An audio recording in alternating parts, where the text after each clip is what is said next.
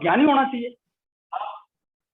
लेकिन आपने तुरंत देखा कि लगन में मंगल शनि बैठे हुए हैं और केतु से दृष्टि पा रहे हैं, तुरंत हो गया साहब, ये तो डिफॉर्मिटी को प्राप्त होगा, इसका तो दिमाग है ना उसमें व्यवधान उत्पन्न होने वाला है, इसके तो दिमाग में ग्रेस्पिंग पावर ही नहीं है ये। और आपने विश्लेषण करिए और यार ये तो बृहस्पति भी इतना बढ़िया, बुध भी इतना बढ़िया, द्वितीय भाव, पंचम भाव, नवम भाव, सबका संबंध हो रहा है, ये तो महान ज्ञानी प्रकांड विद्वान होना चाहिए। लगन को देखा ही नहीं, लगने जाके बैठा हुआ अस्तम में, और लगन में मान लीजिए शनि मंगल केतु का योग हो रखा है, तो वो आदमी डिफॉल्ट मतलब उसका दिमाग हो गया खराब, उसका दिमाग एबल ही नहीं है उस चीज के। तो सबसे पहले लगन लगने का विश्लेषण करना है, ठीक है ना। तो पंचम भाव देखा, मैंने लगन देखा, लगने देखा, मैंने ये पाया कि हाँ भाई इसके संतान का ये संतान उत्पन्न कर सकता है, ये ऐसा अग्नि। फिर मैं जाऊंगा पंचम भाव। अब पंचम भाव में मैंने आपको बताया था पुरुष राशियां कौन कौन सी है,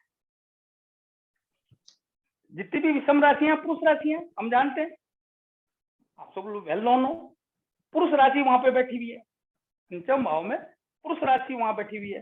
पंचमेश जो है वो भी पुरुष राशि में जाके बैठ गया, पंचमेश वो भी पुरुष राशि में जाके बैठ गया, और कोई पुरुष ग्रह पंचम भाव में बैठ गया या पंचम से संबंध कर लिया, तो संतान स्त्री होगी या पुरुष होगी,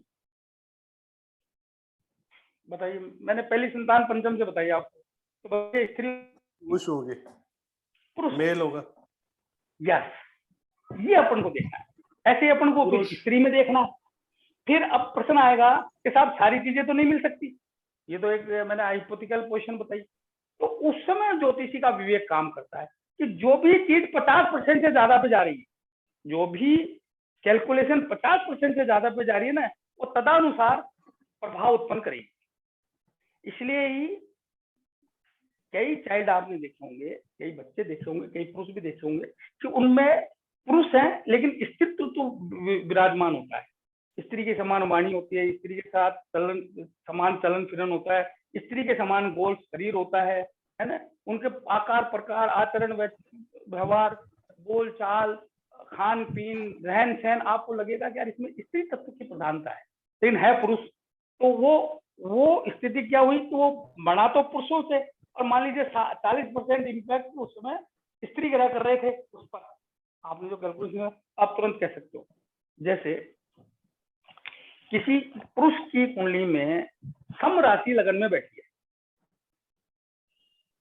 सम राशि लगन में बैठी, उस राशि का स्वामी, उस राशि का स्वामी जो है किसी स्त्री ग्रह के साथ, किसी स्त्री ग्रह के साथ बैठा हुआ है, तो अगर सारी स्त्रियां स्त्री हो जाएगी तो वो स्त्री बनता, तो स्त्री ग्रह के साथ बैठा हुआ है, तो वो आदमी में स्त्री तत्व अपने आप ही आ जाएगा,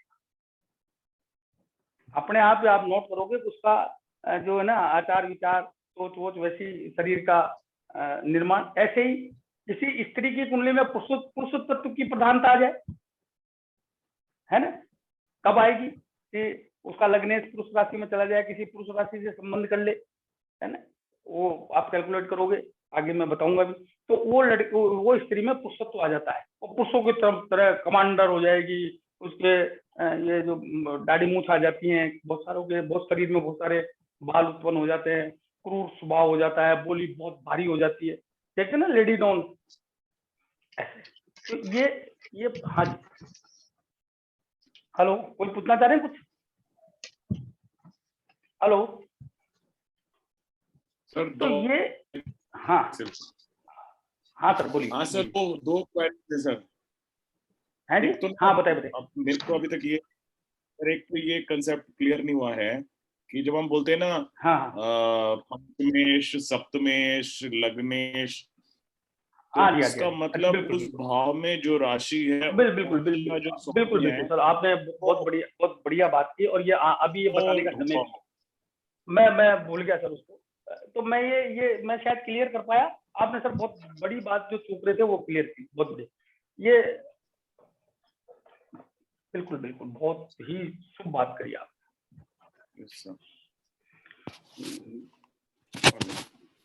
हाँ सर, एक दूसरा है। हाँ जी, हाँ जी, हेलो, हाँ सर बताइए।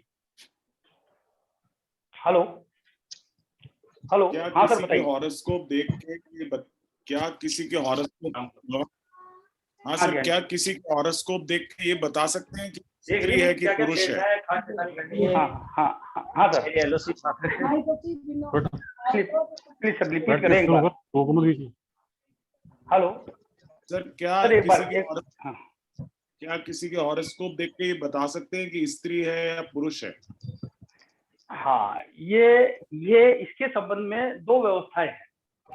ये बहुत ही, वैसे तो बहुत ही मुश्किल काम है, लेकिन इसके लिए दो व्यवस्थाएं हैं। उत्तरा कालामर्त में कालिदास जी ने इसकी एक विद्या दी है, और मैंने अभी तक करीबन 1,500-2,000 कुंडलियां देखने के बाद ये पाया है कि उसकी एक्यूरेसी लगभग 85 to 90% है ना। कुछ हो सकता है उसमें और कोई गुड़ बातें हों जो मुझको नहीं पता चली आज तक, और मैं उस पर, मैं आप लोगों के सामने भी रखूंगा कि आप भी उस पर काम करना। और एक दूसरा पाराशर जी ने उस पर दिया है आधान लगन के आधार पर। तो आधान लगन का विश्लेषण के लिए उन्होंने गुलिक और नवम भाव को आधार लेकर और एक कैलकुलेशन दिया है, और वो आधान लगन से अपन बता सकते हैं कि ये स्त्री का जन्म होगा पुरुष का होगा। उसमें क्या है साहब, इसको इस तरह से समझते हैं कि रुद्रभट्ट जी ने एक बहुत बड़ा अच्छा विश्लेषण किया है, जातक परिजात में भी है और जगह भी है, कि स्त्री के रजस्वला होने के बाद जब वो ऋतु स्नान कर ले, उस दिन से वह संतानोत्पत्ति के लायक होती है, ऐसा कहा गया है। तो रजस्वला होने के बाद वो कहते हैं 5 दिन तक कोई संतान पैदा नहीं करनी चाहिए। 5 दिन तक अगर संतान होती है तो वो जो ना वो क्षीण होती है, पूर्ण तरह से उसका भ्रूण विकसित नहीं होगा, हो गया तो जिंदगी भर कमजोर रहेगा, बीमार रहेगा। ये उन्होंने कहा। वो कहते हैं कि 5वें दिन से जितने भी विषम 15 दिन तक, 16वें दिन तक उन्होंने संतानोत्पत्ति के लिए श्रेष्ठ माना है। हमारे शास्त्रों में पहले ये भी कहा गया कि 16 दिन बाद जो है ना प्राय निषेचन नहीं होता, लेकिन आप कलयुग आ गया हो जाता है, वो उसमें ज्यादा अपन बाद में वो डालेंगे। तो जो भी 5वें दिन के बाद जो भी सम डे है, सम यानी 6ठा दिन, 8वां दिन, 10वां दिन, 12वां दिन, उस दिन अगर मुहूर्तानुसार गर्भाधारण किया जाए तो पुरुष होता है, तो पुरुष होता है। और विषम राशि के दिन किया जाए, विषम दिन के दिन किया जाए तो वो स्त्री होती है। उसमें भी उन्होंने कहा है कि अगर 11वें दिन अगर कोई गर्भाधान होता है तो लड़की बहुत ही विलक्षण, ज्ञानी, बुद्धिमान, प्रतिभावान, दानी, है ना, अच्छे शरीर और डोल डोल की मालिक होती है। 13वें दिन अगर होता है तो उसको उन्होंने राजसी ठाट से जोड़ा है, उसमें राजसी तत्व होता है। और 15वें दिन होता है तो दैट इज अल्टीमेट। 15वें दिन अगर गर्भाधान करके आपको स्त्री पैदा करनी है, 15वें दिन पे अगर शुभ मुहूर्त वगैरह निकल रहा है, गर्भाधान जो मुहूर्त निकालने की पूरी विद्या है उससे अगर आप निकाल के, और रात्रि काल में किस पहर में आपको गर्भाधान करना है, किन घड़ियों के बीच करना है, किस स्थिति में करना है, किस तरह का एनवायरमेंट रखना है, उसमें लाइट कैसे जलानी है, घर में वो बेडशीट कैसी होनी चाहिए, आपकी सराउंडिंग कैसे होनी चाहिए, इत्र कौन सा रहना चाहिए, है ना, वो किस उस देव से संबंधित क्या क्या चीजें हैं, उनका क्या प्रभाव रहना चाहिए, आपको दिन भर में क्या खाना है, किस तरीके खाना है, कितना खाना है, वो सब निर्धारण करा जाता है उसमें। और मैंने ज्यादा तो नहीं, 3 जगह ये प्रयोग किए हैं और तीनों जगह सफल रहे हैं। मेरी अभी तक की एस्ट्रोलॉजी में 3 प्रयोग किए हैं, और भगवान, और एक तो ऐसी लड़की के साथ किया है, विकास जी और मैं गए थे उनके, और कुंडली देखते ही मैंने देखा, अरे मैं क्या रही थी, इसके तो मंगल केतु 11th हाउस में थे और बहुत सारी प्रॉब्लम थी। मैंने कहा जी इसका तो मैनिफेस्टेशन बहुत डिस्टर्ब, ये तो 4-4, 5-5 महीने में जाके इसको महावारी होती होगी। तो उसकी माता जी बोली हाँ, और सर संतान तो होने का सवाल ही नहीं। पर हमने, मैंने, विकास जी भी थे, उसको कहा आप आयुर्वेद की दवा लो। फिर उसके बाद मुहूर्त निकाला, उनको पूरा बताया, और आप देखिए इन्हें फर्स्ट स्टैम्प एक ही, और यहाँ तक भी निकाला, आप ताजुब करोगे, कभी लाएंगे उनको, भगवान करे वो अच्छा उनको बताएगा आपको 25 तारीख को माहवारी होएगी। ये ज्योतिष से निकाला और एग्जैक्ट 25 को हुई, और वो बच्ची ने कंसीव किया जो कि इम्पॉसिबल है। उनको लगता था 6 साल तक जिसके लिए उन्होंने लाखों रुपए खर्च कर लिए वो सक्सेसफुल रही। और विकास जी मेरे साथ थे, ये प्रदीप जी भी मेरे साथ थे, एक प्रदीप जी है वो भी मेरे साथ थे। मैं बड़ा नहीं, आदमी कोई बड़ा नहीं है, मैं भी हार्ड मास का एक पुतला हूँ, मैं कुछ नहीं हूँ, मैं कुछ भी नहीं हूँ, नगण्य हूँ। ये ज्ञान बहुत बड़ा है, इस ज्ञान की सेवा करो, इस ज्ञान के लिए जियो, इसको बढ़ाओ। मानव जीवन लिया है, हमारे ऋषियों ने इसको पैदा किया है, लिख के गए हैं, बेशकीमती ज्ञान जो करोड़ों में भी नहीं मिल सकता, वो हमारे लिए छोड़ के गए। तो मेरा तो आप सबसे करबद्ध निवेदन है कि इसको खूब अध्ययन करो, इसको जियो, इसको बढ़ाओ, जन जन तक पहुंचाओ। आज जो हमारे समाज में जो इतनी ज्यादा कुटिलताएं आ गई, इतना ज्यादा विवाद हो गए, इतना ज्यादा विषाद फैल गया, वो इन ग्रहों को तो भूल गए हम, ये अनंत को फैलाना है। मैं इसी भाव से काम कर रहा हूं, है ना। तो मैंने आपको इसलिए बताया कि हमारे गर्भाधान से भी ये तय होता है कि संतान स्त्री होगी या पुरुष होगी, और होगी तो कैसी होगी, स्वस्थ होगी, बीमार होगी, या वो किस पढ़ाई में अव्वल रहेगी, कि रूप रंग में अव्वल रहेगी, कि राजसी ठाट रहेगा, क्या होगा, वो गर्भाधान से। उस गर्भाधान के लिए आधान लगन होता है। आधान लगन मतलब when the male and female mate, है ना, एग्जैक्ट टाइम ऑफ, जो आपका स्त्री के अंडे का जो निषेचन होता है, वो एग्जैक्ट टाइम, वो आधान लगन है। उसको निकाल कोई नोट नहीं करता। मैंने आपको बताया पहले के जमाने में तो ये संस्कार होता था, आजकल नहीं होता है, कोई नोट नहीं करता। तो पाराशर जी ने इस चीज को देखते हुए आधान लगन संसाधन कैसे साधन किया जाता है उसकी पूरी विधि दी है, और वो नवम भाव और गुलिक से की जाती है। बड़ी कठिन पद्धति है, बहुत ही टाइम टेकिंग है, बहुत कठिन है, rare of the rarest person उसको आप कैलकुलेट कर पाएगा।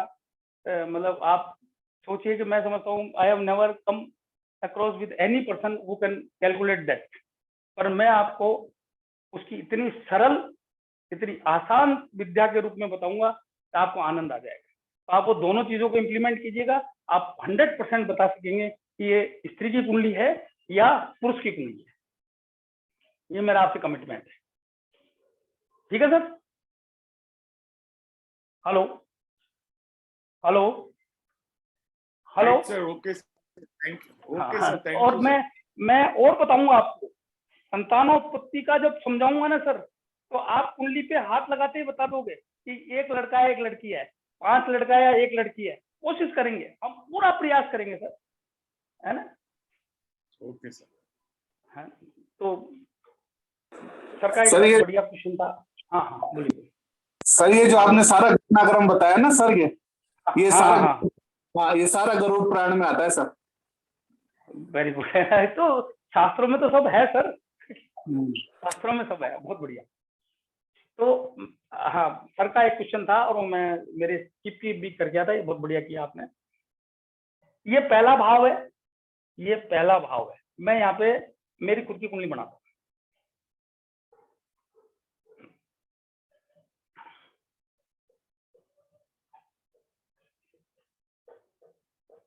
ये पहला भाव है। मैंने आपको बताया था भाव स्थिर है, भाव नहीं बदलते। कौन बदलते हैं? राशि। राशि क्यों बदलती है? क्योंकि सूर्य दैनिक गति के अनुसार उसको लेके चलता है।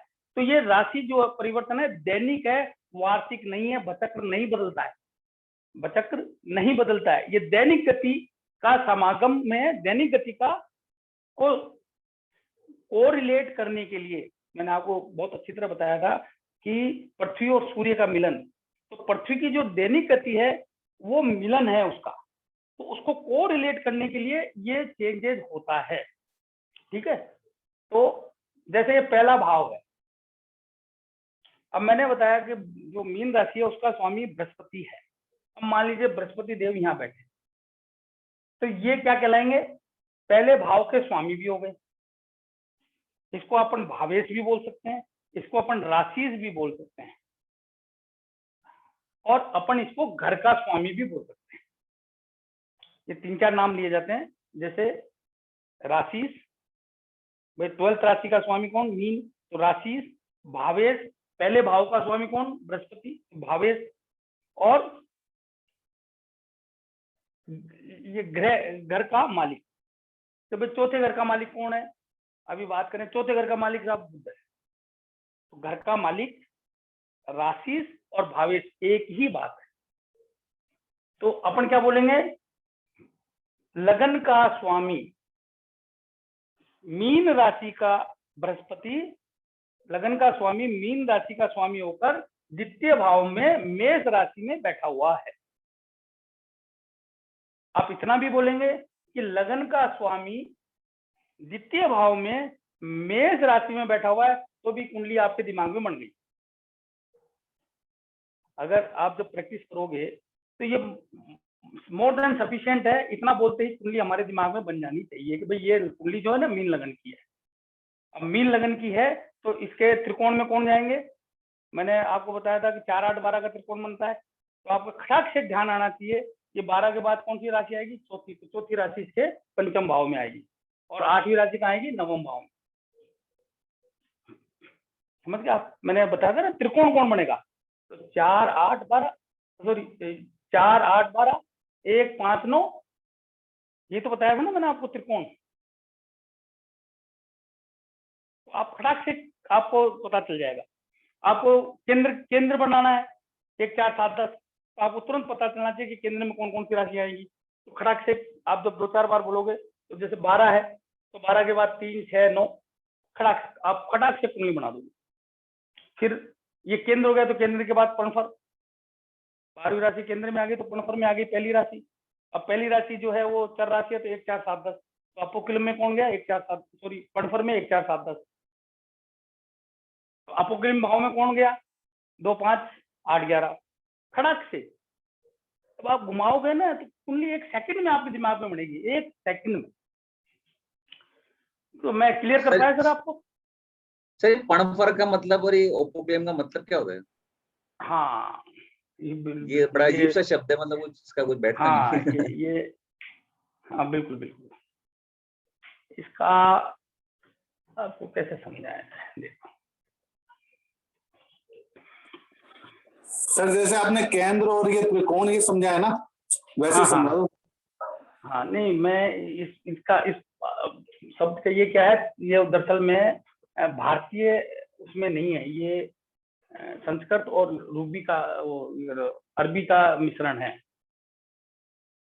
और इसका कहीं पे विश्लेषण लिखा हुआ नहीं है, मैंने भी नहीं पढ़ा सर। मैं इसको खोजूंगा। सुधीर जी जी सर, ये मैं खोजूंगा, क्योंकि मैं क्या है कि कोई फाल्स चीज नहीं बताना चाहता।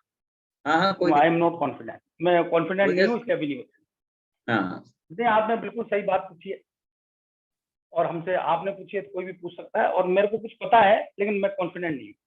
मैं कॉन्फिडेंट होऊंगा तो ही बताऊंगा, क्योंकि मैंने अगर गलत बताया तो आपके दिमाग में भी गलत जाएगा, और वो मैं गलती कर नहीं सकता, मैं किसी भी स्थिति में नहीं करूंगा। तो सर ये क्लियर हुआ। अब मैं जैसे अभी मैंने आपको बताया, अब मैं मेरी कुंडली बनाता हूँ आपको। बृहस्पति है ना, ये राहु, ये केतु, और ये शनिदेव, और ये शुक्र। अब मेरे सारे ग्रह जो है ना वो पूर्वार्ध में है, मैंने आपको बताया था ना पूर्वार्ध में। अब जैसे, और ये चंद्रमा, अब आप देखिए कि मेरा चतुर्थ भाव का स्वामी चंद्रमा 6ठे भाव में है, तो मेरे संतान नहीं होनी चाहिए कायदे से। केतु से दृष्ट है, तो होनी चाहिए कि नहीं होनी चाहिए? चलो आप बताओ कोई भी।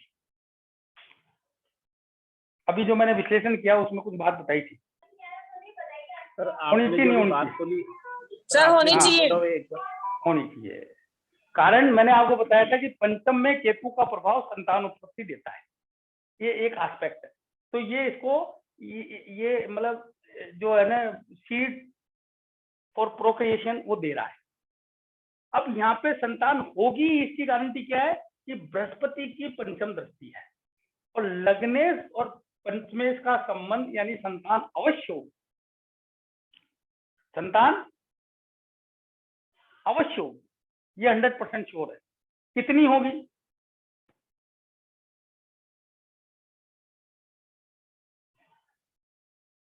चलो वो मैं आपको बाद में कैलकुलेट करवाऊंगा, ठीक है ना, वो थोड़ा भारी हो जाएगा। तो ये क्लियर। तो मेरा पंचमेश कौन हुआ? चंद्रमा। पंचम भाव का स्वामी मेरे चंद्रमा हुआ, ठीक है ना। ये पंचम भाव है, इसका स्वामी, तो पंचम भावेश जो है मेरा चंद्रमा है। इस पंचम भाव का स्वामी मेरा चंद्रमा है। इस तरीके से सबको बोलेंगे कि मेरे 12वें भाव का स्वामी शनि है, यानी कि 12वें भाव में जो राशि बैठी है उसका स्वामी शनि है। राइट सर, मैं क्लियर कर पाया? सर शुक्र कहाँ बैठा है कुंडली में? शुक्र,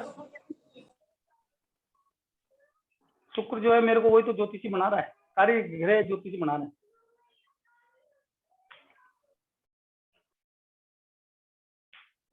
ये शुक्र सूर्य से, जिस भी व्यक्ति का सूर्य से शुक्र एक घर आगे है ना, वो व्यक्ति ज्योतिष के लिए बहुत मुफीद है। लगन से एक घर आगे या सूर्य से एक घर आगे अगर शुक्र है तो वो ज्योतिष के लिए बहुत बहुत बढ़िया योग है। किसी भी व्यक्ति का द्वितीय से बृहस्पति का संबंध है, that is biggest blessing to be astrologer, वास्तुकार बनने के लिए। जो स्पीच करता है, जो बोल के काम करता है, उसके लिए वो बिगेस्ट। द्वितीय भाव में बुध, वाणी का कारक बुध बैठ जाता है तो भी व्यक्ति को ज्योतिषी बनाता है। चतुर्थ में भी ज्योतिषी बनाता है बुध, लेकिन द्वितीय भाव में बैठने पर और ज्यादा प्रगल्भ वक्ता हो जाता है। और केतु जो है ना, वो उसमें डेप्थ दे देते हैं। केतु मेरे उच्चस्थ केतु है और वो भी मीन राशि के है, तो ये बृहस्पति के समान काम करेंगे। और बृहस्पति केतु को देखते हैं, केतु बृहस्पति को देखते हैं। इसलिए मेरे को स्पिरिचुअलिज्म की ओर लिया है, इसलिए मेरे को ज्योतिष की ओर लिया है, इसलिए मेरे अंदर जुनून है इस नॉलेज को बांटने का। This Ketu Dev is enforcing me. Ketu Dev जो है ना, मेरे अभी राहु की मादशा चल रही है। राहु और केतु देव को एक ही माना जाता है, ये लोअर पार्ट है। अभी वो उसका हाथ से ज्यादा निकल गया तो केतु देव का प्रभाव ज्यादा हो जाता है। तो केतु देव मेरे को फोर्स कर रहे हैं कि मैं ये नॉलेज मानूं। और बृहस्पति फिर उसको देख रहे हैं, तो ये मेरा अब कर्म बन गया। मेरा ज्योतिष अब कर्म बन चुका है। देख रहे हो ना आप, ज्योतिष कितनी परफेक्ट है।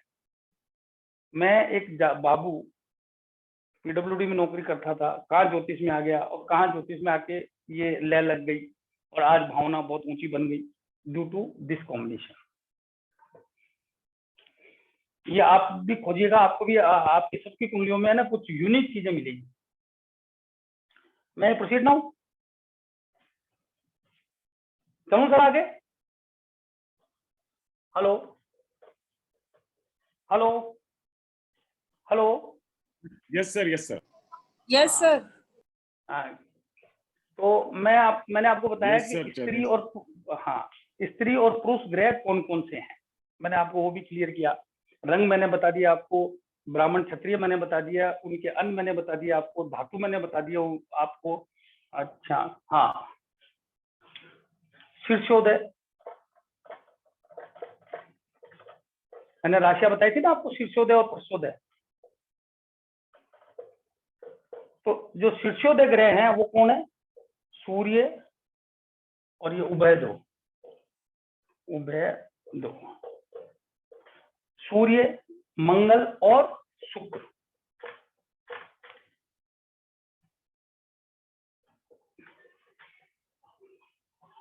आप इसको शुक्र की जगह आप सूर्य, मंगल और शुक्र। वो पृष्ठोदय कौन है? मंगल, शनि, बुध। बुध तो दोनों तरफ से उदय होता है। और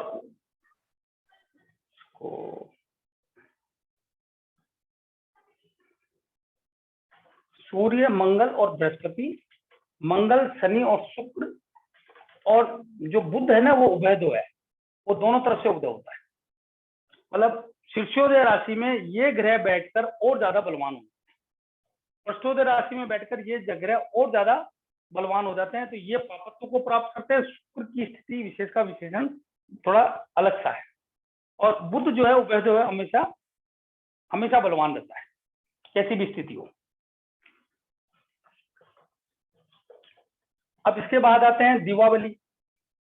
ये दीपावली कौन है? दिन में कौन बलवान रहते हैं? रात्रि बलि। तो रात्रि बलि जो है वो चंद्र, मंगल, शनि राहु, ये रात्रि बली है। और सूर्य बृहस्पति और शुक्र, ये दिवा बली है। दिवा बली सूर्य बृहस्पति और शुक्र, और रात्रि बली जो है वो चंद्र मंगल शनि राहु, और बुध हमेशा बली रहता है। बुध हमेशा बली रहता है। ये थोड़ा सा आपको ध्यान रखने से ये होगा कि भाई किसी व्यक्ति का दिन में जन्म है और फिर ये ग्रह दिवा बली है, ये भी बलवान है, तो वो व्यक्ति की कुंडली और बलवान हो गई। ये रात्रि बली है, ये रात्र में बलवान होते हैं। अगर मान लीजिए कोई व्यक्ति का रात का जन्म है, रात का जन्म है और उसके चंद्रमा को शुक्र देखता है ना, तो वह बहुत शुभ परिणाम हो गया। अगर किसी व्यक्ति का दिन में जन्म है और चंद्रमा को गुरु देखते हैं, बृहस्पति देखते हैं, तो वो बहुत जोरदार, बहुत शुभ हो गया। ये दिवा बली, ये रात्रि बली। ये जो चंद्र मंगल शनि राहु है, ये जो है ना धातु के कारक है। धातु मूल जीव लिखाया था ना मैंने आपको। अंकल दिख नहीं रहा है, वो इंक चली गई है क्या? ये इंक चलेगी सर, थोड़ा सा मैं कोशिश करता हूँ। धातु मूल और जीव, तो धातु के कारक जो हैं वो चंद्र मंगल शनि और राहु, ये धातु के कारक है, जो रात्रि बली भी हैं। ये रात्रि बली भी हैं और ये धातु के कारक भी हैं। मूल के जो कारक हैं वो है सूर्य और शुक्र।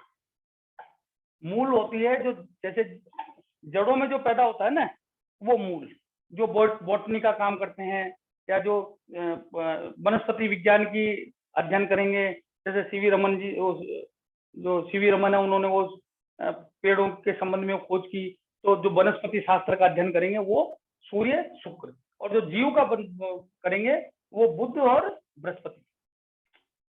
बुध और बृहस्पति, ये जीव के कारक। जीव यानी इसमें रिश्ते भी आ गए और व्यक्ति भी आ गया, जिनमें जीवन है, जिनमें आत्मा है। बुध और बृहस्पति ये जीव के कारक। जो धातु के कारक चंद्रमंगल शनि राहु, मूल के कारक सूर्य शुक्र, और जीव के कारक बुध और बृहस्पति। ठीक है।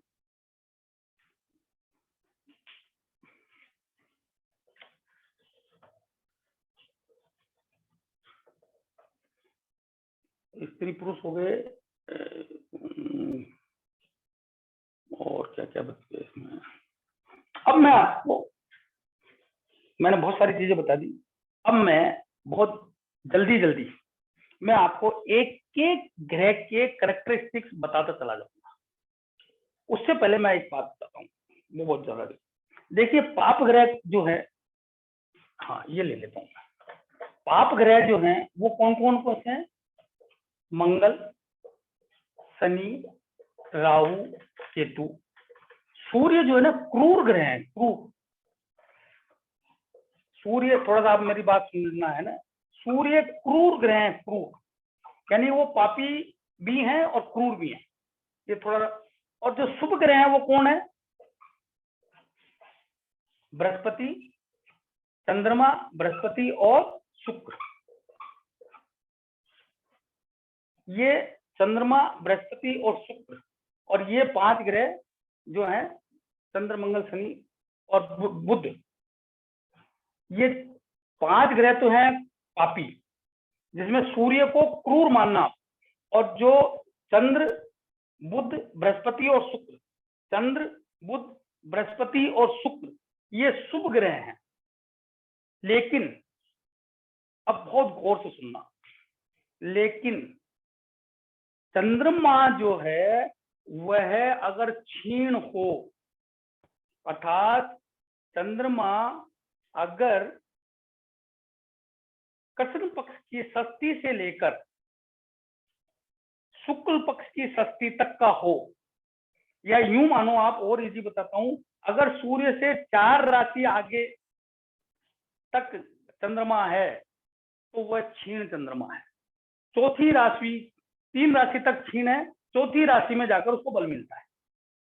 यानी कि 3 राशि आगे और 3 राशि पीछे अगर चंद्रमा है तो वो क्षीण चंद्रमा है। किससे? सूर्य से। हम जानते हैं कि सूर्य के पास आकर चंद्रमा अमावस्या को प्राप्त होता है, यानी क्षीण हो जाता है, यानी उसकी शक्ति खत्म हो जाती है। तो क्षीण चंद्रमा को पापी माना गया है। क्षीण चंद्रमा को ये अभी कूट कूट के दिमाग में डाल लो आप कि चंद्रमा देखते आदमी देखता सुबह ना, इसको पूरी तरह दिमाग में फिट कर लो कि क्षीण चंद्रमा पापी होता है। और शास्त्र में कहा गया है कि ऐसा क्षीण चंद्रमा किसी के पहला, छठा, 8वां और 12वें भाव में है तो बहुत कष्ट देता है,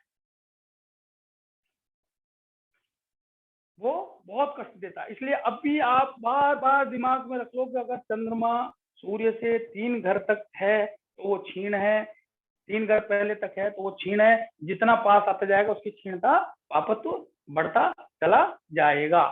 इसमें गलती मत करना, मैं बार बार रिपीट करूंगा। मैं आपको इसमें हर एस्ट्रोलॉजर गलती करता है, हर एस्ट्रोलॉजर गलती करता है, आगे के सारे प्रेडिक्शन खराब हो जाएंगे। आप समझ रहे हो क्यों कर रहा हूं मैं? तो फिर आता है बुध। बुध ऐसा ग्रह है सूर्य जिसको से 3 ग्रह आगे और सूर्य से 3 ग्रह पीछे का क्या मतलब हुआ सर? जहाँ तीन पे सूर्य भाव, बैठा, 3 भाव, 3 घर। मतलब सूर्य जिस घर में बैठा है, हाँ हाँ बिल्कुल सर। उस जैसे मैं यहाँ बनाता हूँ और उससे 3 ग्रह पीछे। हाँ हाँ बिल्कुल सही। जैसे ये मैंने एक कुंडली बनाई सर, कल मैंने करूंगा बोर्ड का, तो अकेला आदमी थोड़ा बिजी हो जाए। ये सूर्य है, तो यहाँ पे और यहाँ पे अगर चंद्रमा है तो क्षीण है। बल्कि आप यहाँ तक ले लो, 1 2 और 3 भाव को भी गिनते हैं अपन। 1 2 3, 1 2 3। अगर यहाँ पे चंद्रमा है तो क्षीण, यानी सूर्य जहां बैठा है वहां, उससे आगे और उससे अगले वाला भाव, सूर्य जहां बैठा हुआ है उससे पिछला और उससे पिछले वाला भाव, है ना। तो यहाँ चंद्रमा क्षीण, चौथे में आते ही चंद्रमा को बल रहता है। यहाँ आते बल प्राप्त करता है, ये उच्चाभिलाषी हो जाता है, ये नीचाभिलाषी, मतलब अमावस्या की ओर जा रहा है तो ये तो कमजोरी रहता है, लेकिन फिर भी ये बली हो जाता है। ठीक है सर? हेलो, ठीक है सर? यस सर, ठीक है सर। हाँ, बिल्कुल है ना? तो बुध का विश्लेषण ज्योतिष में, बुध और चंद्रमा का विश्लेषण प्राय ज्योतिषी गलत करते हैं। प्राय बुध ऐसा ग्रह है जिसके साथ बैठता है वैसा ही हो जाता है। बुध, राहु के केतुदेव को अलग से पढ़ाऊंगा जब मैं आपको बहुत सारी बातें बताऊंगा। बुध अगर पाप ग्रह के साथ बैठे हैं तो पापी, और शुभ ग्रह के साथ बैठे हैं तो शुभ। इसलिए मैंने आपको बताया था अकेला बुध बैठा हो तो सर्वोत्तम, अकेला बुध बैठा हो तो सर्वोत्तम, और अगर शुभ ग्रह के साथ है तो बहुत बलवान। और जितने प्रकार से बुध पीड़ित होते जाएंगे, अगर बुध 3 प्रकार से ज्यादा से पीड़ित हो गए तो उनसे ज्यादा अनिष्ट फल कोई नहीं देता, उनसे ज्यादा अनिष्ट फल कोई नहीं देता। ये उत्तरा कलामृत में कालिदास जी का वचन है, उन्होंने कुंडलियां भी दी है, समझ रहे हो आप। तो बुध, किसी के भी बुध का विवेचन करो कि वो शुभ के साथ बैठा है अशुभ के साथ बैठा है। अशुभ के साथ है तो आप उसको पापी मानकर विश्लेषण करें। मंगल बुध का योग इसलिए अशुभ कहा जाता है कि बुध भी पापी हो गया, ठीक है ना। ये गलती मत करना, ये मैं 2 विशेष बता रहा हूं आपको, हर ज्योतिषी इसमें गलती करता है। बुध प्राय अगर गलती सूर्य, सर बुध अगर सूर्य और शनि दोनों के साथ बैठा है तो वो पापी कहलाएगा।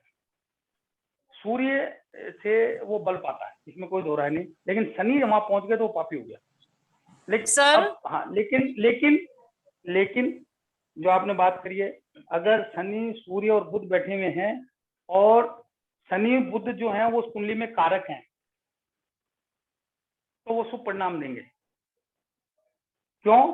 क्योंकि वो सूर्य को है ना अपना फल नहीं देने देंगे। अगर कारक कब होते हैं वो मैं आगे बताऊंगा, थोड़ा सा आगे की बात है।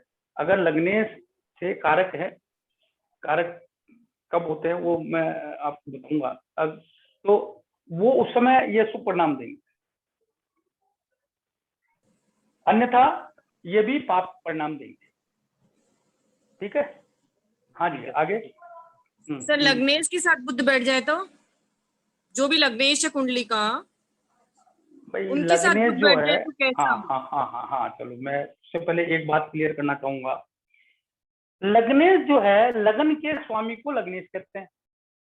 नए स्टूडेंट है उनको समझ में आ जाएगा। यानी पहले भाव के स्वामी को लग्नेश कहते हैं। जो भी लगन में राशि बैठी है उसके स्वामी को लग्नेश कहते हैं। ठीक है। लग्नेश जो है वो सार्वभौम राजा है, इस पूरे कुंडली का मालिक है। इससे इस पूरी कुंडली में उत्पन्न होने वाली हर चीजों का उत्पन्न करता है। सीड ऑफ एवरीथिंग है, एवरी एक्टिविटी है, वही उत्पन्न करेगा, वही पैदा करेगा, वही पाएगा, वही भोगेगा, क्योंकि वही शरीर है, वही आत्मा है और वही मन है। वही शरीर है, वही आत्मा है, वही मन है। ठीक है ना, जो मैंने आपको पहले भी बताया था। तो जो कुछ करेगा, जो कुछ पाएगा, जो कुछ महसूस करेगा, वो लग्नेश ही करेगा। तो इसलिए लग्नेश हमेशा शुभ होता है, चाहे वो पापी ही क्यों न हो। ये जब मैं आपको भाव समझाऊंगा ना, समझाऊंगा, पर चलो आपने पूछ लिया तो लग्नेश हमेशा शुभ ही होता है। वो अपने बल अनुसार जिस भी भाव में जाएगा उसमें शुभत्व उत्पन्न करेगा। अगर वो बलहीन है, उसको करना तो शुभ है, पर अगर वो बलहीन है तो क्या कर पाएगा? नहीं कर पाएगा। तो कहने का अर्थ ये है कि लग्नेश हमेशा शुभ ही है, वह सार्वभौम राजा है। अपनी शक्ति अनुसार जहां भी जाएगा, जिस भी ग्रह के साथ रहेगा, जिससे भी संबंध करेगा, उसको अच्छा ही करने की कोशिश करेगा।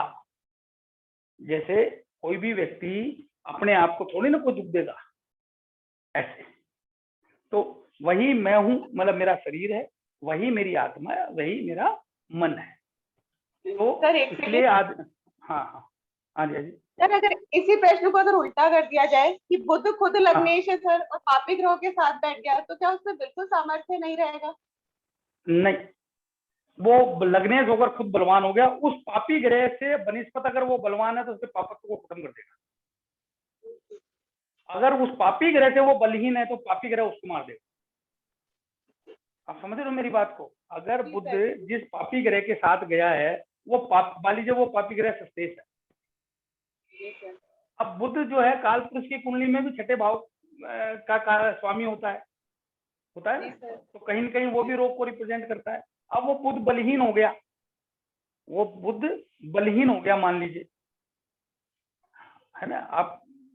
और वो बुध में मंगल, मान लीजिए मैं कन्या लगन की बात करूं, मंगल अस्तमेश होकर उसके साथ बैठ गया और मंगल बलवान हो गया, किसी और पापी ग्रह का और सहयोग साथ मिल गया उसको, तो वो उसको मार देगा, ऐसा रोग देगा कि वो मर जाएगा।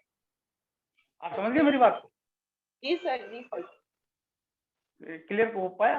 तो कौन किसको प्रभावित करेगा, ये ज्योतिष है। मान लीजिए किसी का लग्नेश अष्टम भाव में जाके बैठ गया और बलवान होकर बैठ गया, और वहां पे उसका संबंध मान लीजिए पंचमेश भी उसको देख रहा है, मान लीजिए नवमेश भी उसको देख रहा है, तो वो व्यक्ति तो पाताल में गड़े हुए धन को भी निकाल लाएगा। लेकिन वही लग्नेश यहाँ बैठ गया, सस्तेश भी उसको देख रहा है, कोई पापी ग्रह भी देख रहा है,